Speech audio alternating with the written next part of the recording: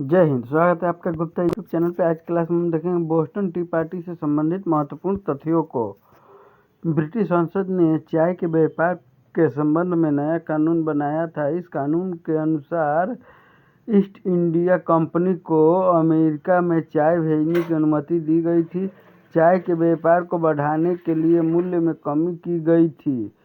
फलस्वरूप अमेरिकनों को सस्ती चाय मिल जाती थी और ईस्ट इंडिया कंपनी को भी आर्थिक लाभ हो जाता था। लेकिन अमेरिकन उपनिवेशों ने इसे ब्रिटिश सरकार की चाल समझा। उन्होंने सोचा कि यदि संसद व्यापारिक मामलों का एकाधिकार कायम कर लेगी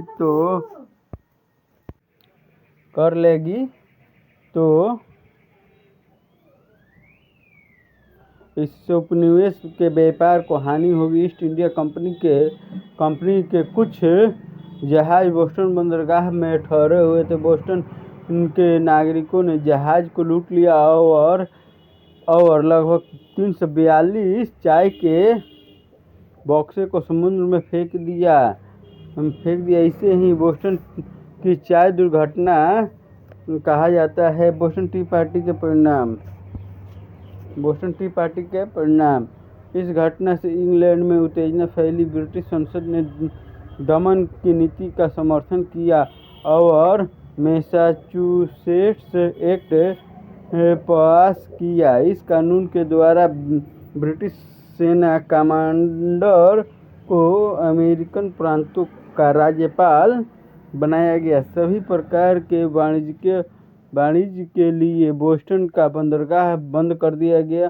क्यूबेक एक्ट के अनुसार कनाडा की सीमा ओहियो नदी तक बढ़ा दी गई। रोमन कैथोलिकों को विशेष सुविधा दी गई। कैथोलिक चर्च की प्रधानता कायम होने से प्यूरिटनों को कष्ट हुआ और वे असंतुष्ट हुए। ब्रिटिश सरकार की दमन नीति का प्रतिकूल प्रभाव उपनिवेशों पर पड़ा। वे आपस में संगठित हो गए। 5 सितंबर 1774 को फिलाडेल्फिया में पहली कांग्रेस की बैठक हुई। उपनिवेशवासियों ने अपने अधिकारों का एक घोषणा पत्र तैयार किया। ब्रिटिश संसद द्वारा पारित कानून को समाप्त करने की मांग की गई। ब्रिटेन के साथ आयात निर्यात